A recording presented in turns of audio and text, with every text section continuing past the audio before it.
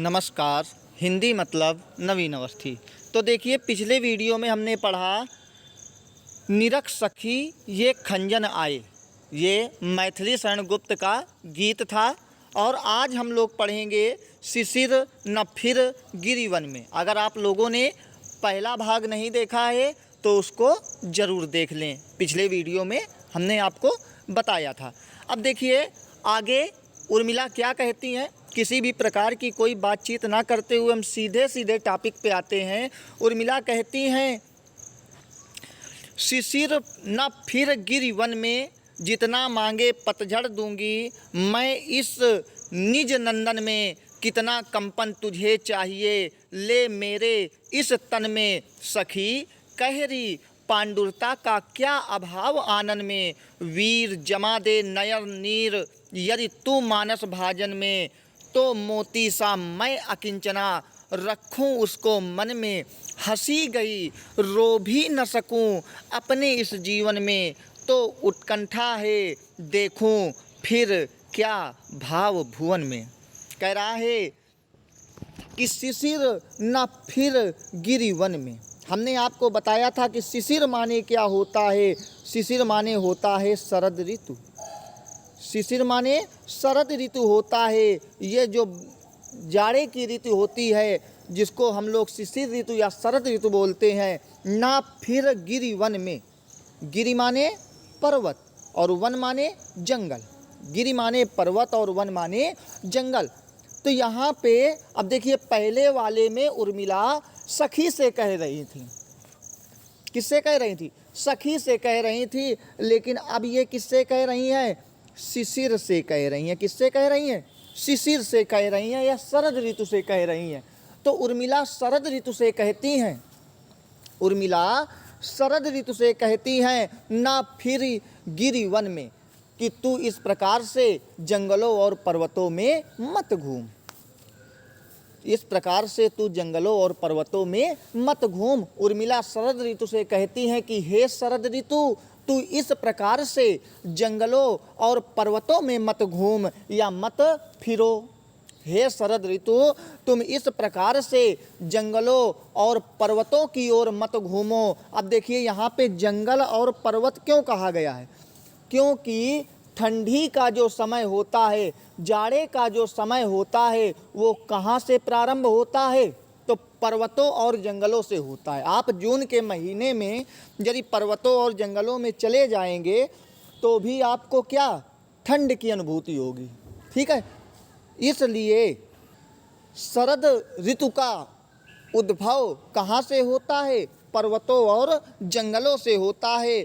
तो उर्मिला शरद ऋतु से कहती हैं कि हे शरद ऋतु, तू इस प्रकार से जंगलों और पर्वतों की तरफ मत घूमो या मत फिरो। जितना मांगे पतझड़ दूंगी, जितना मांगे पतझड़ दूंगी। जब जाड़े का महीना आता है, जब जाड़े का समय आता है, तो पेड़ों से पतझड़ होने लगते हैं। आप लोगों ने देखा होगा, पेड़ों से पत्ते नीचे गिर जाते हैं और सूना सूना सा वृक्ष हो।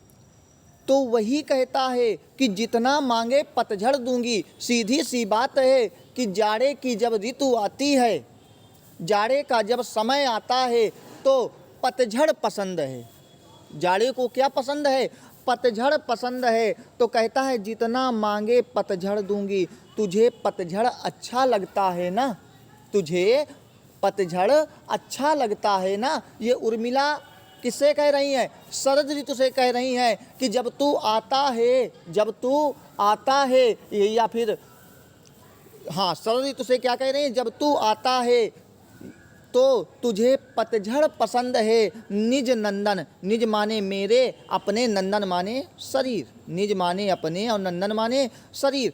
तो तुझे यदि पतझड़ पसंद है या तुझे पतझड़ अच्छा लगता है, तो तू मेरे शरीर से ले जा। क्योंकि मेरा शरीर भी प्रियतम के ना होने से कैसा हो गया है? पतझड़ के जैसा हो गया है। भाई, पतझड़ जब आते हैं तो वृक्ष बिल्कुल नीरस लगने लगते हैं, किसी भी प्रकार का रस नहीं बचता है।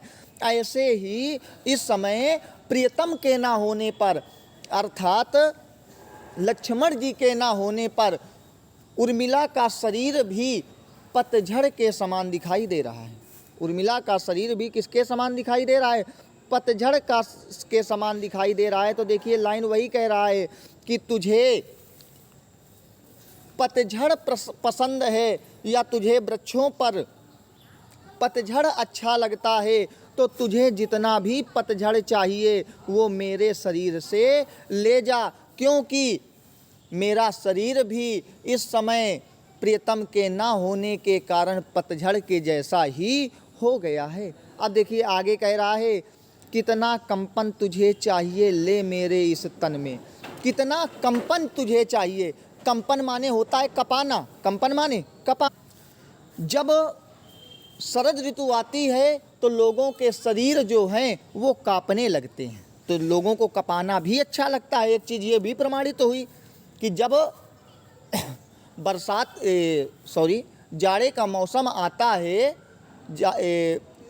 वर्षा ऋतु, ग्रीष्म ऋतु और जाड़े की ऋतु, जब जाड़े की ऋतु आती है अर्थात शरद ऋतु आती है तो लोग कांपने लगते हैं। तो वही कहता है तुझे कितना भी कंपन चाहिए या तुझे लोगों को कपाने में आनंद आता है, तो तुझे जितना भी कंपन चाहिए तू मेरे इस शरीर से ले जा। तन से, तन माने शरीर, तू मेरे इस शरीर से ले जा। अर्थात प्रियतम के ना होने पर, प्रियतम के ना होने पर मेरा शरीर क्या होता रहता है? कांपता रहता है। तो तुझे कंपन अच्छा लगता है हे शरद ऋतु, तुझे कंपन अच्छा लगता है, तो तुझे जितना भी कंपन चाहिए तू मेरे शरीर से आकर ले जा। लेकिन ये उर्मिला का कहना ये है कि बस तू कहाँ आ जा, मेरे पास आ जा। शरद ऋतु को अपने पास बुलाना चाहती हैं और जो जो शरद ऋतु को पसंद है वो सब अपने शरीर के माध्यम से ही देने का प्रयास कर रही हैं। आगे कहता है, सखी कहरी पांडुरता का क्या अभाव आनन में। सखी कहरी, सखी कहरी, हे सखी मुझे बता दो। यहाँ पे सखी शब्द के लिए प्रयोग किया गया है। किसके लिए? शरद ऋतु के लिए सखी शब्द का प्रयोग किया गया है। तो कहता है, हे मित्र मुझे बता दो पांडुरता का क्या अभाव आनन में। पांडुरता माने होता है पीलापन। पांडुरता माने क्या होता है? पीलापन।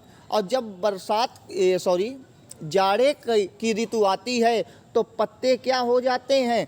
पीले हो जाते हैं। जब ठंडी की ऋतु या जाड़े की ऋतु आती है तो पेड़ के पत्ते पीले हो जाते हैं। तो कहता है सखी कहरी पांडुरता का क्या अभाव। अभाव माने कमी, अभाव माने क्या हो जाएगा? कमी। आनन माने हो जाएगा मुख। आनन माने क्या हो जाएगा? मुख। हे सखी या हे मित्र मुझे तुम बता दो क्या मेरे शरीर में क्या मेरे मुख में पीलेपन की कमी है? अर्थात प्रियतम के ना होने पर मेरा मुख क्या हो गया है? पीला हो गया है। जब शरद ऋतु आती है तो जिस प्रकार से वृक्षों के पत्ते पीले हो जाते हैं उसी प्रकार से मेरे प्रियतम के ना होने पर मेरा मुख भी पीला पड़ गया है। तो इस लाइन को कैसे बोलेंगे? हे सखी तुम ही बता दो क्या मेरे मुख पर पीलेपन की कमी है। हे सखी तुम ही बता दो क्या मेरे मुख पर पीलेपन की कमी है। आगे देखिए कहता है आगे कि वीर जमा दे नयन नीर। वीर का मतलब वैसे वीरता से होता है, लेकिन यहाँ पे वीर का मतलब भाई से लेंगे। तो हे मेरे भाई नयन नीर मानस भाजन में। मानस भाजन माने क्या होता है? मानस भाजन, ध्यान दीजिएगा, मानस भाजन का मतलब हो जाएगा, मानस माने मन और भाजन माने बर्तन। अब देखिए डैश लगा हुआ है तो मन रूपी बर्तन क्या हो जाएगा? मन रूपी बर्तन। और नयन नीर माने होता है, नयन माने नेत्र और नीर माने पानी, और जो नेत्रों के पानी होते हैं वो क्या कहलाते हैं? आंसू कहलाते हैं। तो उर्मिला कहती है कि हे मेरे बड़े भाई या मेरे भाई, यदि तू मेरे आँखों से निकलने वाले आंसुओं को मन रूपी बर्तन में जमा दे। यदि मेरे भाई यदि मेरे आँखों से निकलने वाले आंसुओं को तू मन रूपी बर्तन में जमा देगी, हे शरद ऋतु या मेरे भाई, मेरे आँखों से निकलने वाले आंसुओं को यदि तू मन रूपी बर्तन में जमा दे तो मोती सा, मोती सा, मोती सा माने हो जाएगा मोतियों के समान, अकिंचना माने हो जाएगा निर्धन। तो मैं किसी निर्धन व्यक्ति की भांति, तो मैं किसी निर्धन व्यक्ति की भांति उसे मोतियों के समान मानकर अपने मन में ही बसा लूँगी। तो मैं किसी निर्धन व्यक्ति की भांति उसे मोतियों के समान मानकर अपने मन में ही बसा लूँगी। इतनी चीज़ क्लियर हुई। आगे कहता है हंसी गई रो भी न सकूं। कहता है जब से मेरे प्रीतम यहाँ से चले गए हैं, जब से मेरे प्रीतम यहाँ से चले गए हैं तब से मेरी हंसी चली गई है और मैं रो भी नहीं सकती हूँ।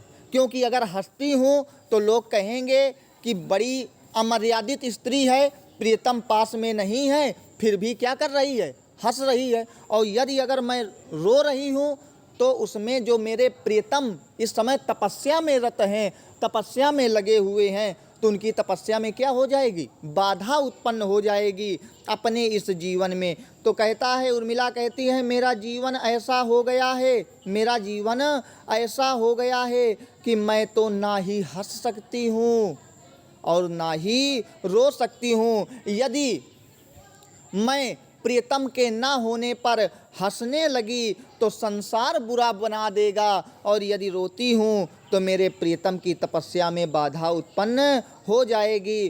तो उत्कंठा है, उत्कंठा माने होता है जानने की इच्छा, उत्कंठा माने जानने की इच्छा, जानने की इच्छा। तो मेरी बस यही जानने की इच्छा है, देखूं क्या भाव भुवन में, इस भाव भुवन में रह कर के अर्थात इस संसार में रह कर के मैं क्या देखूं।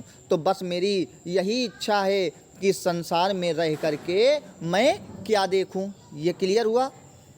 अब देखिए एक बार मैं पूरा पैसेज जो है सीधे सीधे आपको बताए दे रहा हूँ, जो लाइन क्लियर ना हो तो उसको आप क्लियर कर लीजिएगा।